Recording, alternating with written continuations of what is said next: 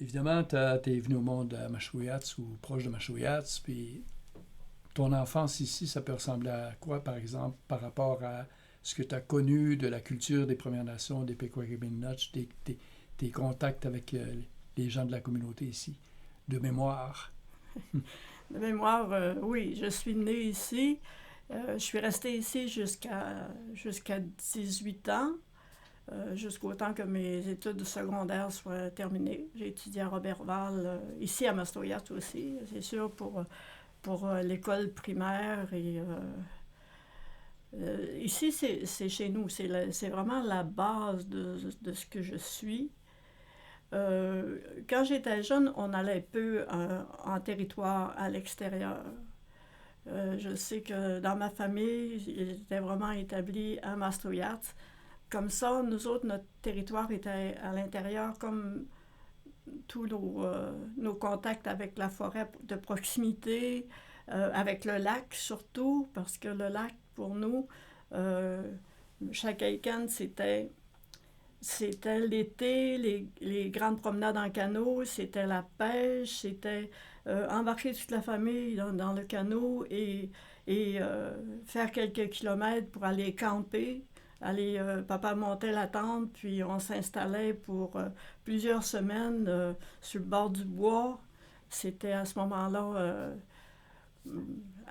qu'on appelait la plage Robertson, mais un peu plus loin. On avait un petit terrain, puis on s'installait là et toute la famille, notre famille proche, la famille un peu plus éloignée, nos cousins, cousines, les amis de nos parents, ils venaient nous visiter, autant la famille Curtness, les Courtois, et ils venaient nous visiter, puis là, on se baignait ensemble en face du campement, et c'était notre grande joie de l'été, là. C'était notre loisir principal. Puis, tout au long des saisons, en hiver aussi, en hiver, tu vois, on avait un immense terrain de jeu qui était le lac. Alors, on allait patiner sur le lac. On allait se glisser aussi. On avait des pentes extraordinaires. Si on regarderait aujourd'hui, on trouverait ça excessivement dangereux de glisser à ces endroits-là.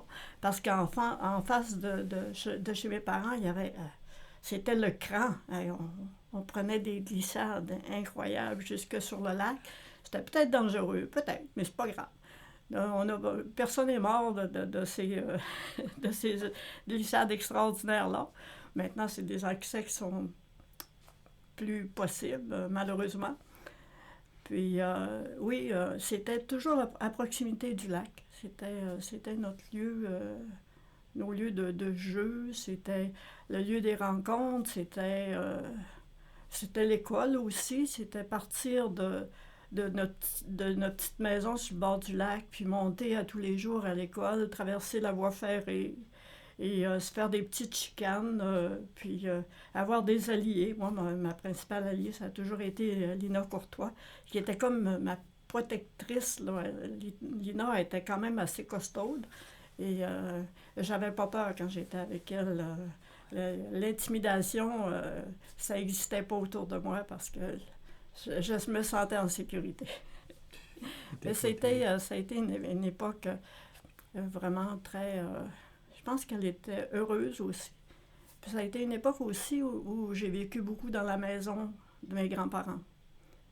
La maison de la fourrure, l'odeur de la fourrure. Cette odeur-là, ça nous a comme imprégné, là, parce que comme mon grand-père était marchand de fourrure, dans sa maison, on entrait en contact avec plusieurs personnes de la communauté. Les gens venaient vendre la fourrure, ils venaient échanger avec mon grand-père. Ce que je savais de lui, c'était qu'il y avait des systèmes économiques différents dans la communauté. Et mon grand-père respectait ça. Il avait des ententes avec les Inuits. Et puis, il y avait des échanges de la fourrure. Il y avait son petit commerce qui faisait concurrence à la compagnie de la baie du Thon. Lui, il vendait aussi la fourrure, la graisse et tout ce qu'il fallait pour que les gens aient tout ce qu'il faut pour retourner en forêt après la saison d'été. fait que c'est des souvenirs comme ça qui me reviennent. Puis cette maison-là, avec autant l'odeur de fourrure comme le transit des touristes aussi. Oui. Oui, les touristes qui venaient pêcher sur le Piaguagami, qui était déjà très, très réputé pour sa magnifique Wananiche. Mm. Et c'est un peu ces souvenirs de jeunesse, si on veut. D'accord. Je te vois, là, c'est juste pour les besoins de la forme, de la chose. Vous avez continué, à partir de 18 ans, vous êtes parti de la communauté, mais vous êtes allé aux études, j'imagine. Quelle formation vous avez? Lorsque je suis partie de Roberval, c'est-à-dire de l'école de Roberval, pour aller à l'extérieur, j'ai commencé par aller au collège de Jonquière comme c'était une 12e année à ce moment-là. On appelait ça CPES, un cours préparatoire aux études supérieures. Et puis, on avait des conseillers pédagogiques ici à Mastroiat, un monsieur Gagné, si je me souviens bien. Puis, j'avais prévu continuer au collège de Jonquière l'année suivante pour étudier en travail social ou en réadaptation pour travailler avec les jeunes.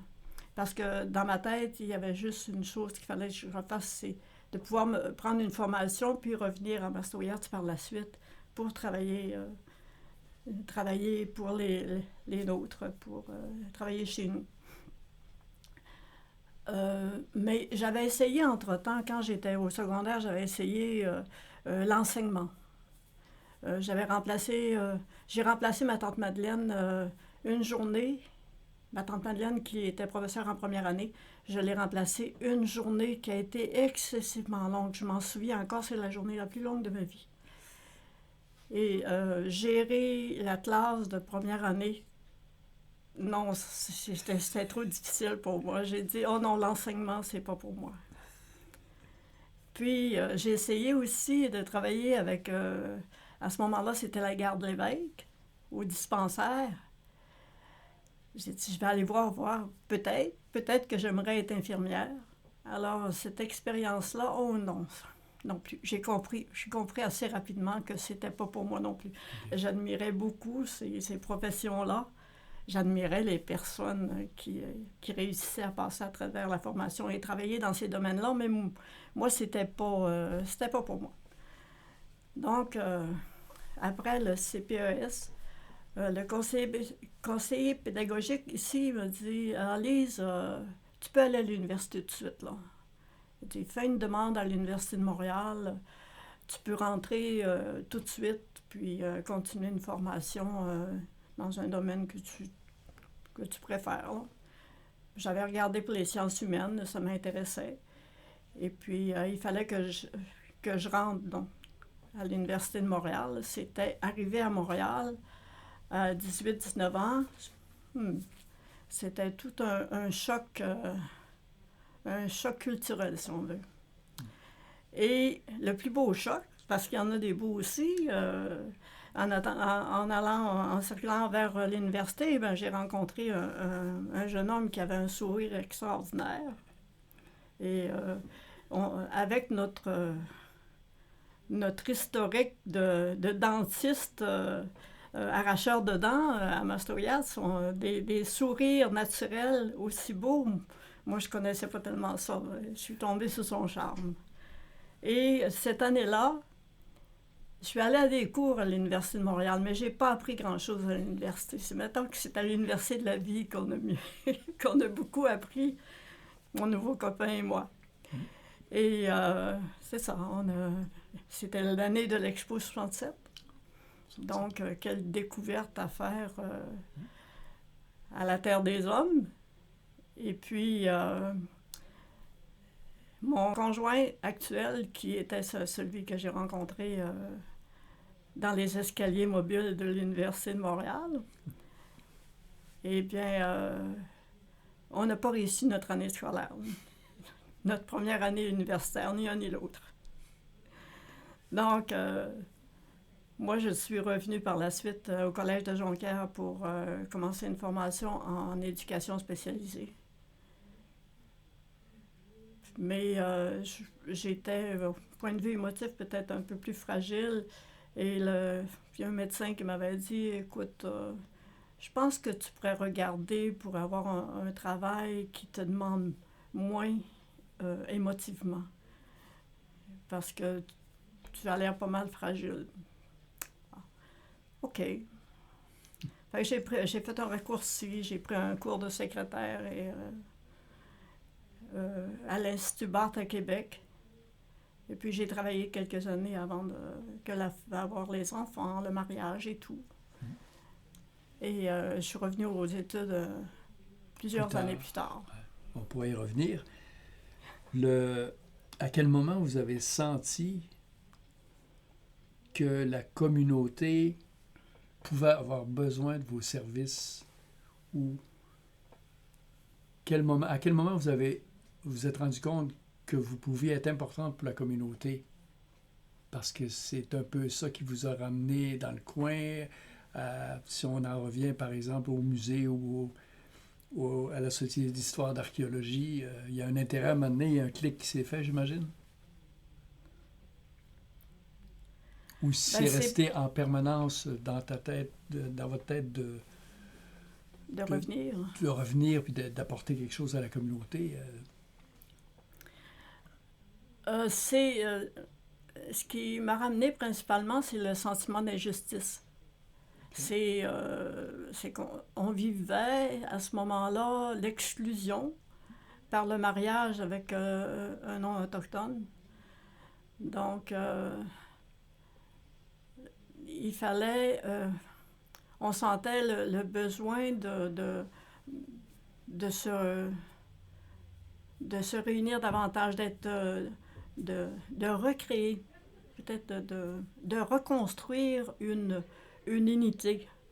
Pour moi, c'était la reconstruction d'un cercle, parce qu'il y avait une brisure vraiment avec cette exclusion-là. La communauté se privait de personnes qui pouvaient l'enrichir, si je peux dire. Alors, le sentiment d'injustice, que nous soyons exclus, on l'a senti beaucoup. Puis une des personnes qui nous l'a fait comprendre au départ, c'est ma tante Carmen. Parce que ma tante Carmen l'avait vécu, cette histoire-là. Elle avait été exclue, mais c'est une personne qui a persisté, qui s'est dit, je reviens et je vais prendre toute ma place.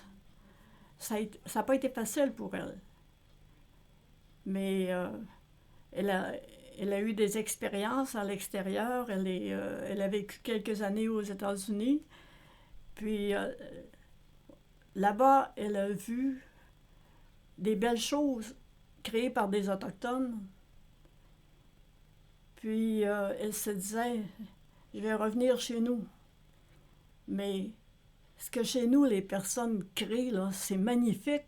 Pourquoi on ne met pas en place un lieu pour montrer au reste du monde à quel point c'est beau ce qu'on fait ici? Puis pour ma tante Carmen, c'est comme si ça lui avait donné une raison de plus de revenir et de mettre de l'avant la richesse culturelle des Pukwagamilos. Ça fait que moi, son histoire m'a inspiré beaucoup. Puis elle nous disait, faut qu'on se batte. Elle et Marthe Gill en particulier. Elle m'appelait Marthe, mais elle m'appelait Lise, faut qu'on se batte. Mais avec Bibiane Courtois aussi, on est rentré dans l'Association des femmes autochtones du Québec, puis tout le mouvement avant la modification de la loi sur les Indiens pour faciliter la réintégration, au moins de la première génération, la deuxième génération à ce moment-là. Mais pour nous, ça a été un élément motivateur pour refaire le lien avec la communauté. On va peut-être revenir à Mme Casavant parce qu'elle a joué un rôle extrêmement important dans l'histoire du musée, évidemment. La Société d'histoire et d'archéologie a contribué aux archives puis à la mise en valeur du patrimoine, je dis immatériel de la nation du Pequawagaminutch. En quoi la société a été importante au début, quand elle a été créée? Vous n'étiez pas là nécessairement au début de la société, mais quand vous êtes embarqué là-dedans, comme vous avez été président de la société, à quel point l'existence de cette société-là est importante pour la communauté?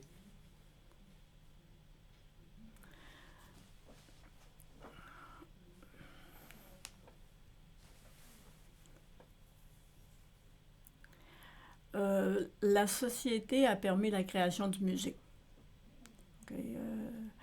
Je pense qu'il était nécessaire de créer une société d'histoire pour, par la suite, créer l'institution comme telle, le musée. La Société d'histoire et d'archéologie de Mastorias apporte quelque chose de différent par rapport aux autres sociétés d'histoire qu'on connaît dans la région. Dans la région, il y a des sociétés d'histoire, il y a des sociétés d'histoire et de généalogie, mais il y a juste une société d'histoire et d'archéologie. Et c'est celle de Mastorias. Parce que avant l'histoire, avant la colonisation et tout, il y avait comme ce que j'appelle une préhistoire, mais c'est pas la préhistoire au sens archéologique du terme, là, une histoire avant l'histoire. Donc, la Société d'histoire et d'archéologie de Mastorias, c'est un lieu où c'est une institution qui permet de garder cette partie d'histoire-là aussi. Il y a énormément d'artefacts au musée. Avez-vous une idée du nombre d'artefacts qu'il y a au musée? 43 000 objets. Archéologiques. Oui. Juste, c'est une richesse incroyable. Hein? On n'est pas très conscient de cette petite partie-là de richesse qui est là au musée. Ils sont tous des témoins de l'histoire, de la préhistoire. Puis on connaît un peu l'histoire de la hache qui a été retrouvée, la hache qui a plus de 6000 ans. Ce sont nos racines profondes. Même si, pour moi, plusieurs de mes ancêtres viennent d'un autre territoire de Première Nation, ici, tu sais, ça fait partie de nos histoires. On était là avant. Puis, la société, par ses archives, contient énormément de matériel comme ça. C'est incroyable, c'est une richesse incroyable. D'une manière plus récente, la société aussi, par les archives du musée, elle possède autour de 10 000 photos anciennes et plus récentes. Les familles de Mastorias partagent leurs photos. Et il y en a énormément au musée. C'est possible d'avoir l'histoire de nos familles là. D'ailleurs, c'est une richesse, c'est une grande richesse pour nous de l'histoire plus récente. Si on parle de culture immatérielle, on va parler des contes, des légendes, des chansons aussi. Puis moi, cette part-là, c'est un élément qui me touche particulièrement parce que aller s'asseoir au musée, même si nous ne connaissons pas bien le Nilwauyomt, ce qui est malheureux, mais c'est une réalité, c'est de s'asseoir et d'écouter les sons, d'écouter cette langue-là si musicale, et aussi écouter les chants qui ont été enregistrés peut-être à la fin du 19e siècle, les chants, les magnifiques chants qui... vous mettez ça sur vos oreilles et vous voyagez dans le temps. C'est très, très beau et c'est la culture immatérielle. C'est une partie de la culture immatérielle qui est conservée au musée. Et les contes et légendes aussi, il y a beaucoup de ce qu'on appelle la culture immatérielle, là, que le musée conserve et que la population peut aller écouter, peut utiliser pour s'enrichir encore plus, parce que la parole des aînés qui est conservée là, imaginez les reportages qui ont été faits avec les aînés, ils nous parlent encore, on a encore tous ces sons, ces histoires, ces légendes, elles sont là au musée. Les personnes sont parties, on perd, à tous les jours, on perd de la mémoire, on perd des personnes, on perd la richesse de ces personnes-là, mais elles ont laissé en héritage de belles paroles, les légendes, les chants, et le musée, les archives, surtout du musée, permettent de conserver tout ce magnifique matériel-là. Ça veut dire qu'au moment où le musée a été créé, la société, il y avait comme une urgence d'aller recueillir toutes ces informations-là, je présume. Absolument. Je pense que ma tante Carmen avait compris cette urgence-là de conserver et de mettre en valeur les mots, les chants, les techniques aussi. Les techniques de broderie, la fabrication des raquettes. Puis ce que ma tante Carmen a mis de l'avant beaucoup dans ces techniques-là, c'est la beauté. C'est la beauté, l'harmonie des œuvres. Parce que si on va encore au musée aujourd'hui, puis on regarde les vêtements qui ont été brodés par les gens d'ici, la veste des chefs, le costume de la princesse des bois, les objets sont beaux. Les techniques de tannage de la peau ont donné des résultats extraordinaires. Les broderies sont belles. Les raquettes, on peut avoir des raquettes faites en babiche qui soient ordinaires. Mais ici, on fait des raquettes, puis c'est des œuvres d'art. Puis pour ma tante Carmen, mettre en valeur et montrer au reste du monde la beauté de ces objets-là. Dire, les Inuits, quand ils voyagent, ils se fabriquent ce qu'il faut pour le voyage, des sacs, des raquettes, les vêtements. Mais ce qu'on a fait plus, on a rendu ces objets-là encore plus beaux. Parce que je pense que c'est dans la culture des Inuits d'aimer ce qui est beau. Et ça, on le retrouve beaucoup dans les objets usuels, les objets qu'on va utiliser à tous les jours, mais qui ont une part de beauté et de douceur qui fait en sorte peut-être que le voyage va être moins dur. Je ne sais pas, on regarde un beau sac, il me semble que c'est réconfortant. Puis maintenant, on les porte un peu partout, mais tu sais, ils nous rappellent que la beauté, le partage, les gens vont regarder qu'est-ce qu'on porte, puis ils vont trouver ça beau. Puis dans la vie, la beauté, ça fait toujours du bien. C'est sûr, c'est tout à fait vrai.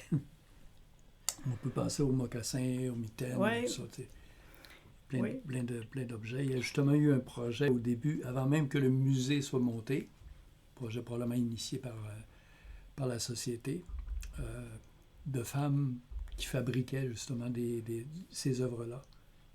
Puis, je ne sais pas quelle était la source des informations, tout ça. Probablement que Mme Casavant a joué un rôle important pour retrouver, par exemple, les motifs, entre autres auprès de Speck, qu'est-ce qu'il avait relevé là, auprès sur de l'écorce au boulot et plein de choses. Là. J'imagine que ça a été un projet déterminant pour la collection de base du musée qui allait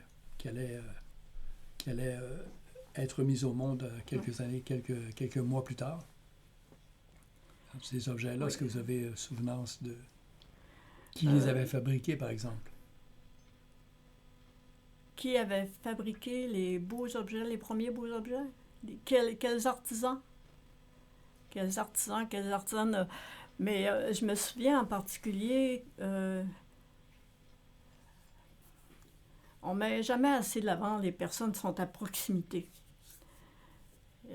Des fois, on va aller chercher très, très loin pour connaître une technique ou voir un artiste qui vient de loin et tout.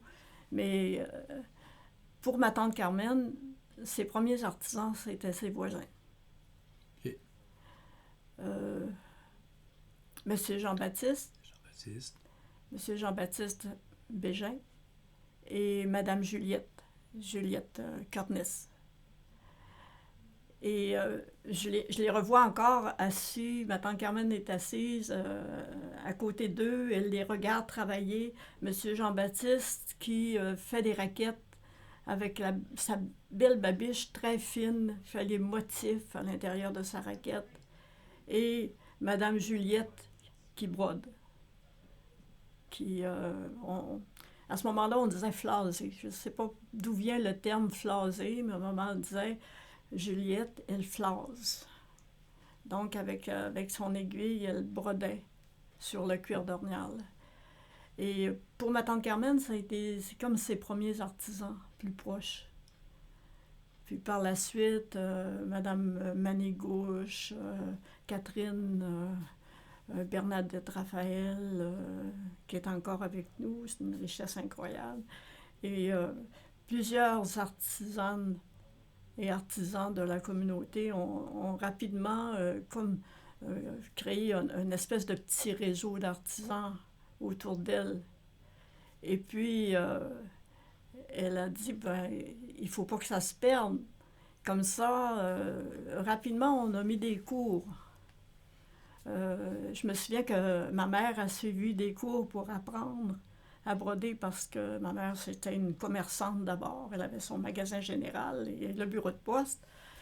Mais lorsqu'elle a quitté le magasin général et le bureau de poste, elle s'est mise à apprendre à broder avec Madame Juliette, avec Madame Catherine, puis avec un groupe de femmes de son âge.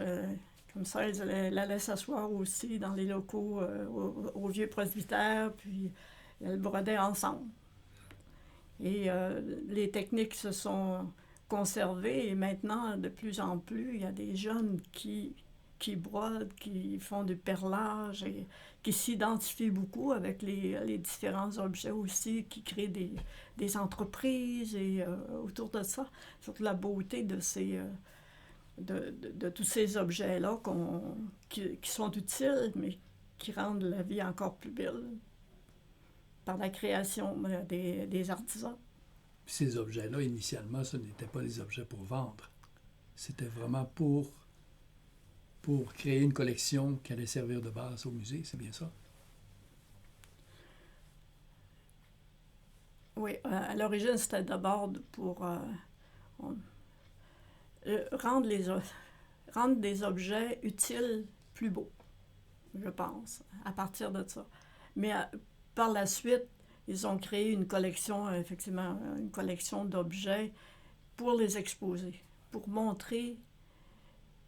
Dans la tête de ma tante Carmen, c'était pour montrer au monde à quel point les Pyogorgami Ilnuts étaient capables de créer des beaux objets qui pouvaient être montrés à travers le monde avec beaucoup de fierté.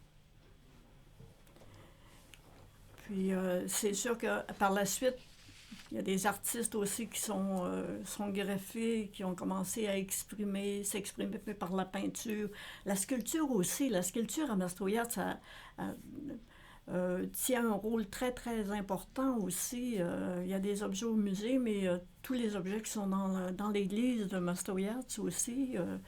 C'est tout un héritage aussi de très belle collection d'objets fabriqués par des gens de Mastroianni. On a parlé de broderie, mais la sculpture sur bois, là, si on pense à la famille Courtois en particulier, la famille Connelly, comment ils fabriquaient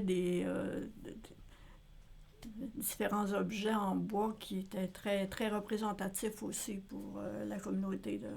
On se souvient de la table du conseil, entre autres. L'immense table avec les chaises qui avait été travaillée justement par les Connelly, Courtois et compagnie, effectivement. Oui, plusieurs artisans de la communauté qui ont créé de très, très, très beaux objets, puis toujours avec le soutien de la société et du musée.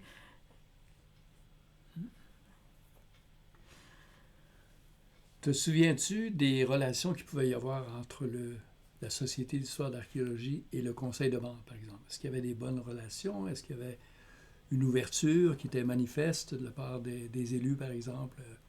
Quel a été le rôle qu'aurait pu jouer le Conseil ou qu'a joué le Conseil de vente par rapport à la Société? Il y a un lien qui s'est créé assez rapidement entre la Société et le Conseil. Pourquoi? Parce que la Société, depuis le tout début, engageait des étudiants. Et ces étudiants-là, une petite session au musée, retournaient à l'école, à l'université, mais tous les gens du Conseil, ou pratiquement, qui sont de Mastroianni, ont travaillé au musée. C'était déjà un élément vraiment sensible. L'appartenance au musée, l'appartenance à la Chambre, à la Société d'histoire et d'archéologie est pratiquement dans nos gènes, là. Tous les jeunes ont travaillé au musée. Tous les gens, c'est-à-dire maintenant, on est sur plusieurs générations, là. Mais la sensibilité par rapport à l'institution même, elle est vraiment très, très importante, à mon avis, très, très importante. C'est pas le politique, c'est culturel, c'est une organisation qui a ses racines profondément dans la communauté. On s'illustre au musée, on invite des gens à Mastroianni, on va les inviter au musée. On veut leur faire connaître rapidement la communauté, la porte d'entrée. C'est vrai qu'il y a un bureau d'accueil touristique, mais c'est par le musée que les gens vont avoir le premier contact avec la communauté, qui vont apprendre leur histoire. Puis par la suite, c'est toujours plus facile d'établir des relations à long terme. Et j'ai toujours été persuadée, après avoir travaillé pendant plusieurs années au Conseil tribal Mamouetoun à la négociation territoriale, lorsque j'ai quitté, j'ai pris la présidence de la société tout de suite après, parce que dans ma tête, pour passer à travers bien des préjugés, lorsque c'est le temps de parler d'un traité, il faut qu'on se connaisse. Et moi, je me disais, une première porte pour se connaître, c'est en invitant les gens à venir ici, à visiter, à connaître notre histoire. Ce sera toujours plus facile dans les relations par la suite. Fait que pour moi, quitter le Conseil tribal de Mamouetoun, puis mettre du temps et beaucoup d'énergie et beaucoup de cœur aussi pour travailler pour la Société d'histoire et d'archéologie de Mastroianni, ça allait de soi. C'était la prochaine étape. Ça, c'est dans les 15 années à peu près? 2006. 2006? Autour de 2006-2007. Mm. Alors, C'était le temps du renouvellement de l'exposition permanente, le temps de ramener, si on veut, la communauté dans son musée. L'exposition permanente qui a été développée à ce moment-là, en 2006-2007, c'est vraiment les artisans de la communauté qui ont créé l'ensemble du contenu de l'exposition permanente. On a été accueillis par une œuvre de Mariette Manigouche, où il y avait des tentements, les gens revenaient à Mastoyats pour l'été. Donc, c'était une installation avec des grands campements, comme si les gens revenaient, camper sur le bord du lac. C'était l'accueil. Et en tout cas, cette exposition-là, on l'avait dans le cœur aussi, là, parce qu'on avait mis beaucoup de temps, d'énergie, et avec tous les artistes de la communauté. On rentrait vraiment dans le pays des Inuits. Comme les expositions actuelles, c'est le même objectif de se faire connaître. Et c'était important pour nous. C'était un objectif précis d'accueillir les gens, de se faire connaître. Puis de se sentir accueillis aussi. Que les gens de l'extérieur, ils se sentent accueillis ici. Puis j'imaginais, même ça s'est passé quand même un peu comme ça, c'est qu'on a été de mieux en mieux accueillis à l'extérieur, autour. C'est mon sentiment, mais... C'est bon. Puis un peu plus tard dans votre carrière, vous êtes retourné, je ne sais pas si vous êtes retourné aux études, en tout cas vous avez fait partie de conseils d'administration, de comités de recherche et tout ça. C'est toujours dans l'intérêt de la communauté, je présume, dans l'intérêt de pouvoir amener certains éléments culturels qui appartiennent à la communauté à un autre niveau. Quelle était l'importance de ces implications-là pour vous après avoir siégé, par exemple, à la Société d'histoire d'archéologie? D'abord, je suis retournée... c'est vrai que je n'avais pas poursuivi les études très longtemps. J'ai décidé de prendre un cours de secrétaire, de rester à la maison plusieurs années avec les enfants jusqu'au temps que tout le monde aille à l'école. Puis, le moment où tous les enfants sont rentrés à l'école, j'ai dit moi aussi je rentre à l'école. Donc, alors, je suis retournée au cégep, finir le cégep. Je suis retournée, j'ai amené la famille avec moi. On déménage à proximité de Québec parce que c'est à Québec que je vais pouvoir étudier. Ça fait que toute la famille, on a déménagé à 1 heure de Québec. C'était la limite.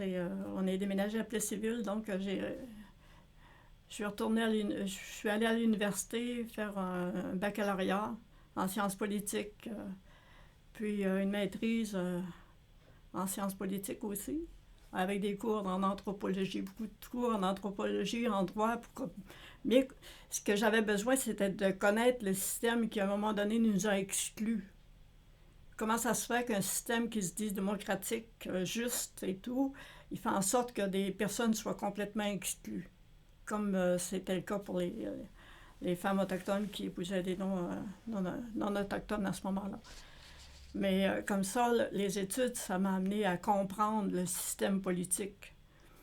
Puis, après avoir travaillé au Conseil tribal Mamouetoun, comme je disais tout à l'heure, je me disais, il y a une porte d'entrée qu'il faut favoriser. Donc, que je m'implique au musée, je trouvais ça tout à fait normal. Là. C'était notre manière d'accueillir les gens pour se faire connaître et pour avoir de meilleures relations avec les autres.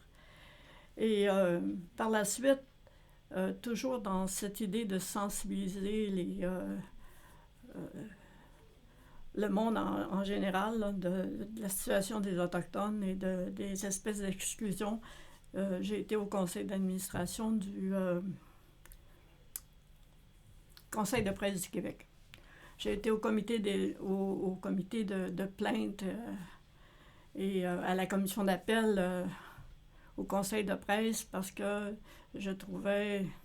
Ça m'inquiétait la manière que les propos des Premières Nations étaient utilisés dans la presse, comment il y avait beaucoup de préjugés encore, et avec ces quelques années d'analyse des dossiers de presse et tout ça, j'ai trouvé ça vraiment très intéressant. Par la suite, j'ai travaillé un peu comme consultante pour faire connaître la négociation elle-même, les enjeux de la négociation. Ça, j'ai travaillé quelques années là-dessus en étant à la maison. Et par la suite, je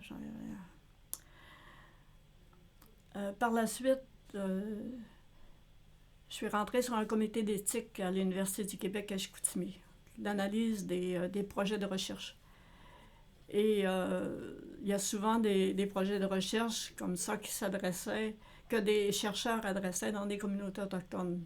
Comment prendre en compte, comment travailler avec les Premières Nations lorsqu'on fait de la recherche. Et c'est sûr que le monde de la recherche avait comme une mauvaise presse un peu, à savoir, on va chercher des informations chez les Autochtones, puis après ça, on s'en sert pour la recherche, puis on n'entend plus jamais parler. C'était un souci assez constant avec les Premières Nations.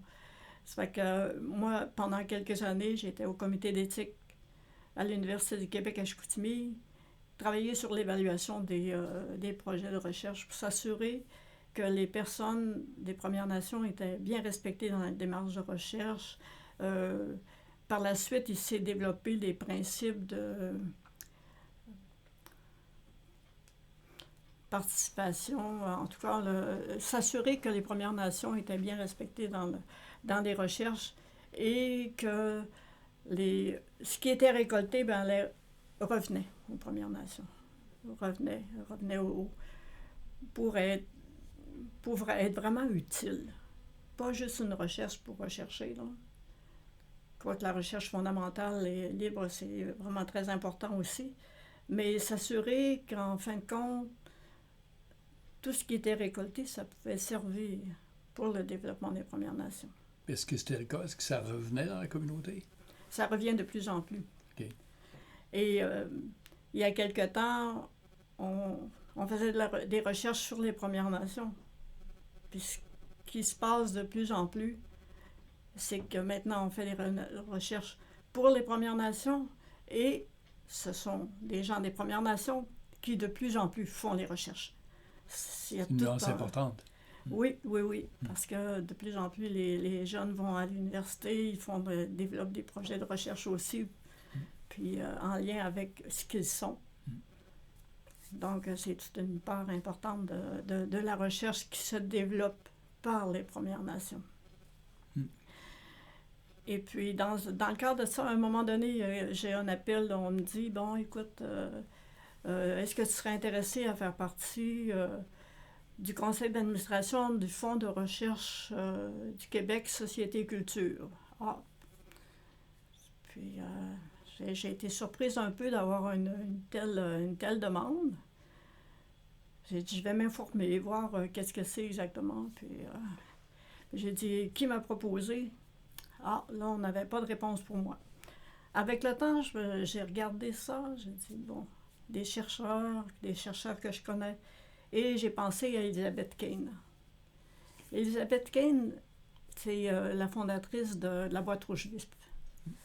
Elizabeth Kane, avec qui on a travaillé au musée à plusieurs reprises, qui est décédée il y a quelques années, subitement.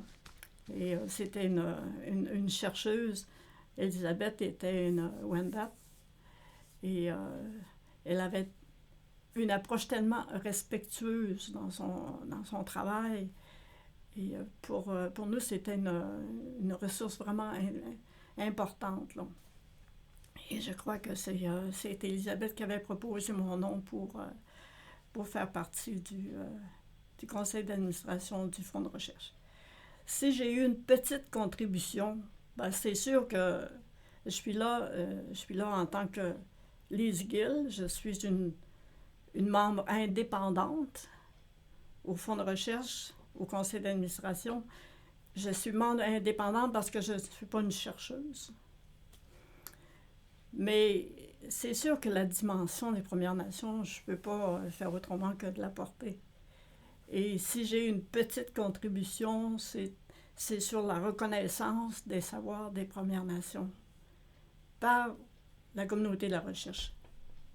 Et je sais que, comme l'Université du Québec en Abitibi-Témiscamingue, ils travaillent énormément là-dessus. Il y a de plus en plus d'étudiants autochtones et tout le volet des savoirs de plus en plus est reconnu et c'est magnifique, là.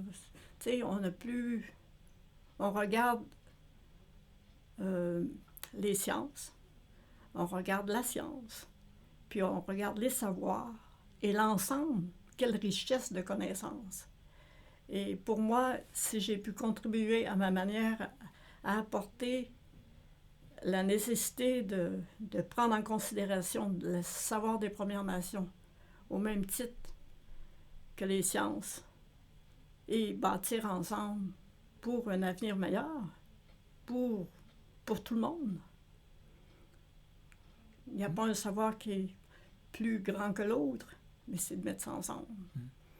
Et pour moi, travailler avec les collègues au conseil d'administration du Fonds de recherche du Québec, maintenant qu'il y a seulement un fonds global, et d'avoir des relations dans les différentes sphères, autant nature, technologie, santé et société et culture, puis d'une certaine manière influencer. C'est bon. Le temps file. Il nous reste quelques minutes, mais... J'en dis trop. Non, c'est parfait. Tout ce que tu dis, c'est super intéressant. Je veux savoir peut-être la Société d'histoire d'archéologie, quand elle a été créée, est-ce qu'elle avait déjà une mission de créer des archives de façon aussi importante, ou bien c'était de mémoire, est-ce que c'était seulement le musée? Pour le musée qu'elle avait été créée, de mémoire? Te souviens-tu d'avoir vu ça quelque part? Je pense que l'idée principale, c'était de créer un musée. La société était nécessaire pour la création du musée. Le musée a grandi par la suite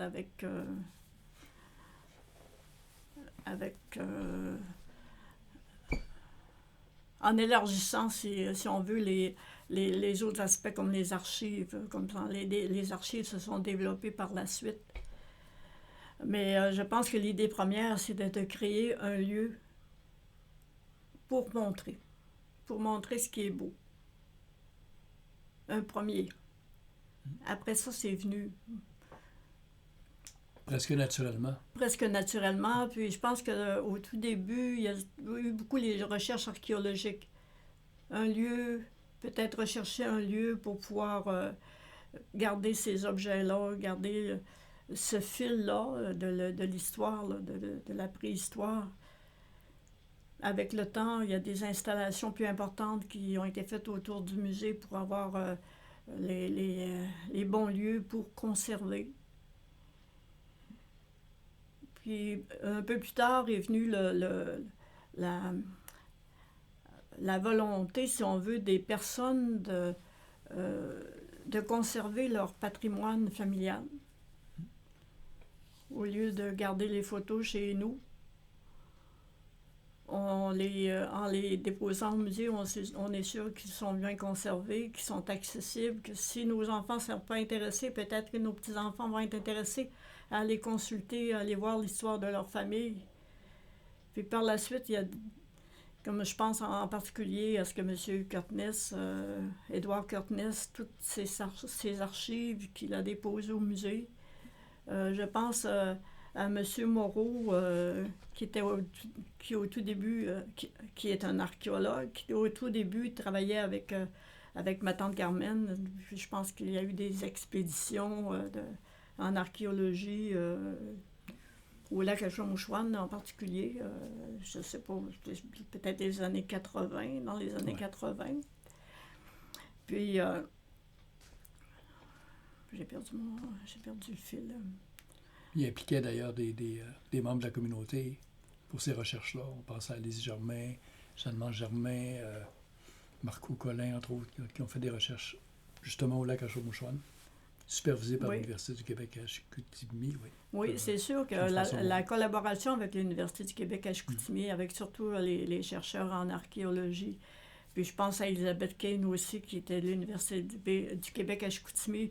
Il y a toujours eu une bonne relation avec l'Université du Québec à Chicoutimi, comme avec l'Université de Montréal aussi, avec une chercheure en particulier, Élise Dubuc, sur le rapatriement des objets qui ont été déposés il y a une centaine d'années peut-être dans les musées aux États-Unis par Speck en particulier.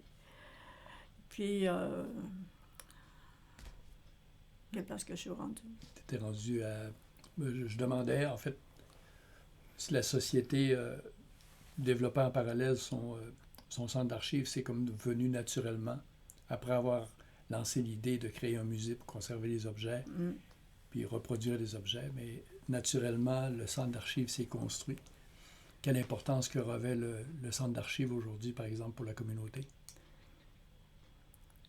Oui, le centre d'archives, aujourd'hui, c'est une banque. C'est une banque de photos, de films, plusieurs petites vidéos aussi. Une banque qui peut être utilisée. Je pense que les personnes qui travaillent au musée sont très ouverts à accueillir les gens qui ont envie de connaître leur histoire, qui ont envie de la raconter aussi.